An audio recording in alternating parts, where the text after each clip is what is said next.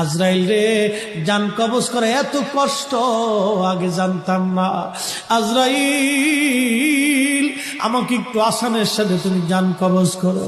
আজরাইল বললেন, হুজুর, আসমানের নিচে জমিনের উপরে আপনার চাইতে সহজভাবে জান আমি কারো কবজ করি নাই।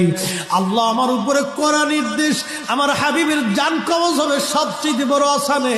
হুজুর, আমি যদি আপনাকে আসানে জান কবজ না করি, নবী গো, আল্লাহর লানতে আমি ধ্বংস হয়ে যাব। ইয়া নবী আল্লাহ, আমি সেই ভয়ে আপনাকে আসানের সাথে জান কবজ করতেছি। হুজুর গো, আপনি নবীর আগে এবং পরে এত আসানে কারো জান কবজ হয় নাই, হবে না। আল্লাহর নবী ডেকে বলে, আজরাইল, জান কবজ এত কঠিন, এত কঠিন, আমার কাছে কষ্ট হয়।